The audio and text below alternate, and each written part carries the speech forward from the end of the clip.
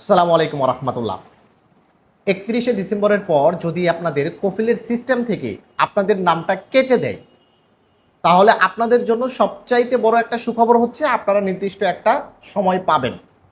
অনেকেই এই প্রশ্নটা করতেছেন যে ভাই 2027 সালের জানুয়ারি মাসের 1 তারিখ থেকে যখন আমাদেরকে কফিলের সিস্টেম থেকে মুছে ফেলে দেওয়া হবে, তখন আমাদেরকে কি কোনো প্রকার সময় দেওয়া হবে কি না?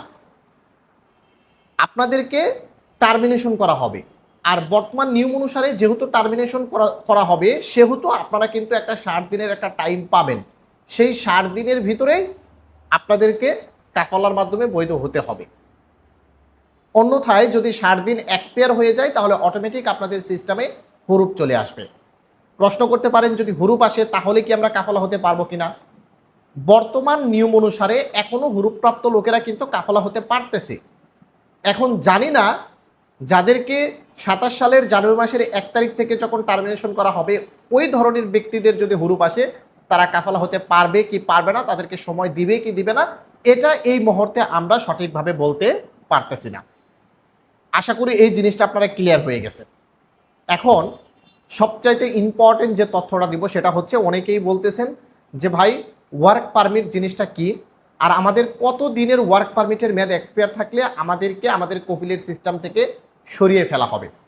এর পূর্বেও এই বিষয় নিয়ে আপনাদের সঙ্গে কথা বলেছি, আজকে আবার বলতে হচ্ছে, কারণ অনেকেই এই বিষয়টি নিয়ে প্রশ্ন করতেছেন এবং অনেকেই এই বিষয়টি সম্পর্কে জানেন না। তাই একটু সুন্দরভাবে আপনাদেরকে বোঝানোর চেষ্টা করব। তাই দয়া করে সম্পূর্ণ ভিডিওটি দেখার অনুরোধ করতেছি এবং ভিডিওটিকে শেয়ার করে দিবেন।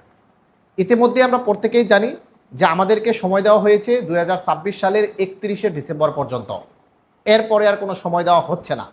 এই 31শে ডিসেম্বরের ভিতরে যদি আমাদের ওয়ার্ক পারমিটের মেয়াদ এক্সপায়ার থাকে, তাহলে আমরা কাফলার মাধ্যমে আমাদের ওয়ার্ক পারমিটের মেয়াদ বৃদ্ধি করব, অথবা যে কফিল বা কোম্পানির কাছে আসি তাদের মাধ্যমে আমাদের এই ওয়ার্ক পারমিটের মেয়াদ বৃদ্ধি করতে হবে।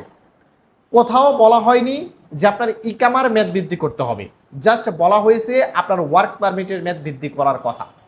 আর আমরা প্রত্যেকেই জানি ওয়ার্ক পারমিটের মেয়াদ বৃদ্ধি করলে অটোমেটিকলি আশা করতেছি কফিল বা কোম্পানি আমাদের ইকামার মেয়াদও বৃদ্ধি করবে।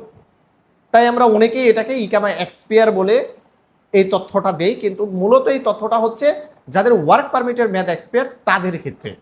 এখন আসেন, কাদের কাদের প্রবলেম হবে, কত দিনের ওয়ার্ক পারমিটের মেয়াদ এক্সপায়ার হতে হবে। যেমন ধরেন আপনি সৌদি আরবে এসেছেন, আসার পরে আপনি কোনো একটা কফিল বা কোম্পানির আন্ডারে আপনার ইকামা করছেন, যে কয় দিনেরই করেন না কেন আপনারও ইকামা করছেন। করার পর ধরেন আপনি 3 মাসের ইকামা করছেন, তার মানে আপনার ওয়ার্ক পারমিট 3 মাসের হয়তো বা মেয়াদ বৃদ্ধি করছিল। 3 মাসের ইকামা করার পর আপনি আর ইকামা করেননি। আর এই ইকামা যে আপনি করলেন না বা ওয়ার্ক পারমিটের মেয়াদ যে আপনি বৃদ্ধি করলেন না, তখন থেকে যদি টানা 1 বছর আপনার ওয়ার্ক পারমিট এক্সপায়ার থাকে, মানে আপনি আসার পর অন্য কোথাও কাফালা হননি, কিছুই করেননি, আপনি আসার পর যেখানে আপনি ইকামা বানাইছেন বা আপনি কাফালা হয়েছেন, কাফালা হওয়ার পর আপনি ইকামা বানাইছেন, মানে যেখানে কাফালা হয়েছেন সেখানেও ইকামা বানাইছেন, এরপর আপনার ইকামা এক্সপায়ার হয়ে গেছে যেদিন থেকে, সেদিন থেকে যদি আপনার ওয়ার্ক পারমিটের মেয়াদ গণনা করা হয়, তাহলে টানা 1 বছর আপনার ওয়ার্ক পারমিটের মেয়াদ এক্সপায়ার ছিল। এদেরকে বলা হচ্ছে, যদি আপনার টানা 1 বছর ওয়ার্ক পারমিটের মেয়াদ এক্সপায়ার থাকে, তাহলে 31শে ডিসেম্বরের ভিতরে আপনি আপনার ওয়ার্ক পারমিটের মেয়াদ বৃদ্ধি করুন। আশা করি এই জিনিসটা বুঝছেন। আর আরেক ধরনের লোক হচ্ছে, ধরেন আপনি কোথাও কাফালা হয়েছেন, কাফালা যেখানে হয়েছেন, কাফালা হওয়ার পর ওখানে আপনি ওয়ার্ক পারমিটের মেয়াদ বৃদ্ধি করেননি, মানে জাস্ট কাফালা হয়েছেন, কাফালা হওয়ার পর আর ইকামা টিকামা বানাননি, ওয়ার্ক পারমিটের মেয়াদও বৃদ্ধি করেননি। এক্ষেত্রে এদের ক্ষেত্রে বলা হচ্ছে টানা 6 মাস।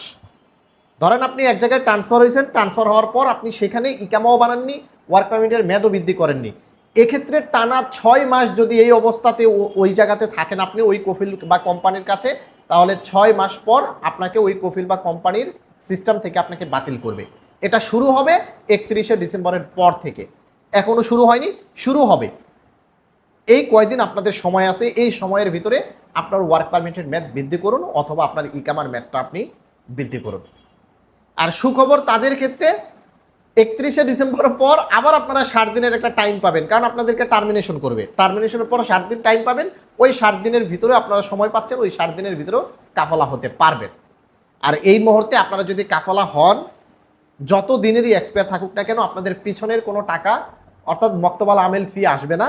এই পিছনের মক্তবাল আমেল ফি আপনার পিছনের কফিল বা কোম্পানির নামে যাবে, আপনার নামে কোনো প্রকার মক্তবাল আমেল ফি আসবে না। এটাও একটা বড় ধরনের সুবিধা। তাই যাদের সামর্থ্য আছে, সুযোগ আছে, এই মুহূর্তে আপনারা ভালো একটা কফিল বা কোম্পানি ধরে কাফালা হয়ে যান, আপনার ওয়ার্ক পারমিটের মেয়াদ বৃদ্ধি করুন এবং ইকামা রিনিউ করুন।